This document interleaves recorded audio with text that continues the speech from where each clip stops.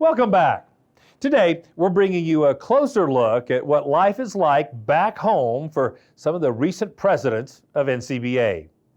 Now, let's take a trip back in time to 2020 and learn more about that year's president from Florida, Marty Smith.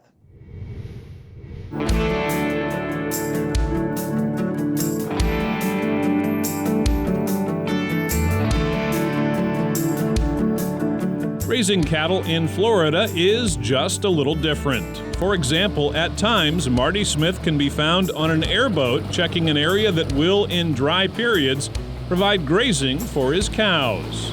We are on Levy Lake, which is more of a marsh than it is a lake. It's several thousand acres in here of historic marshland. In drought times, this will go down. Will be somewhat dry out here. And when it dries out, it's got marsh grass, which is, and what is the management? The management is stay out of the cow's way. They figure it out, and they know how to utilize this. And we open the gate, and they're going to come here because they know what's out here. And so you'll see them wading out here into the water sometime to eat the marsh grass. And we certainly think that as long as we can continue to run cattle here and utilize this, enjoy it, keep it the way that we do, take care of the water, take care of the resources, take care of the wildlife, which we take as part of our charge here and part of our role, that's a whole lot better than having a housing development. In spite of intense development pressure in Florida, the Smith Brothers is a family ranch with a long history. A one-room church hand-built by Marty's great-grandfather in 1852 is still in use on the property, and the cattle herd is still here as well. My family's operation here dates back to around 1850. So we say 170 years now of being in the cattle business in the state of Florida.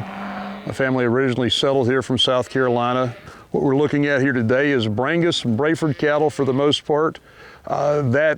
Historically, the Brahman cross cattle is what perform here. They're able to tolerate the heat. Our grass quality here is not what it would be really in any other part of the country. This is poor quality grass. We do have the ability though because of, and we're standing here today in early January and the temperature's in the 70s and grass is growing today.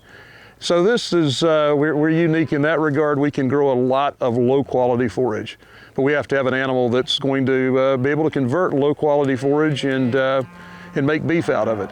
With the help of his family and his crew, Marty leads the effort to manage the cattle, control brush, and maintain water quality and wildlife habitat.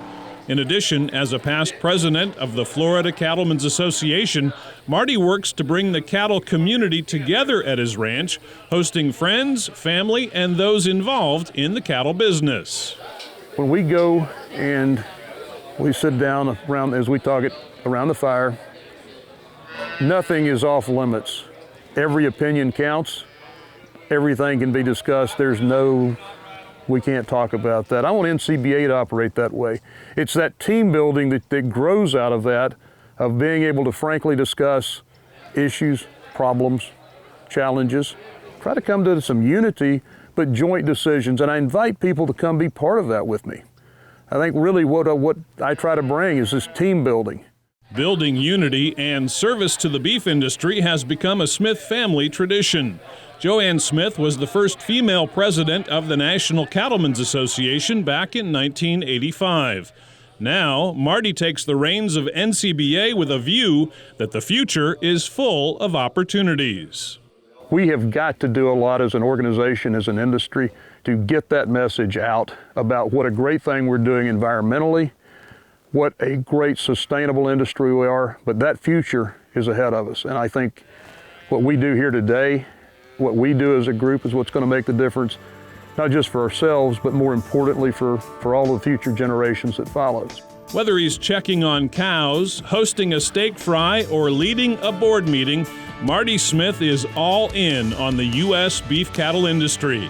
And he's committed to working through NCBA to preserve and protect the future for cattle operations like the one his family has called home for 5 generations. It's kind of hard to beat this now, isn't it? We're standing here in January and it's like I say, it's somewhere between 70 and 80 degrees. The sun's out, grass is growing, calves are dropping. My family's been here with me, they'll be with me tonight, and there isn't anything quite as much fun being out in your cow pasture with your family, your friends. That's what this is about.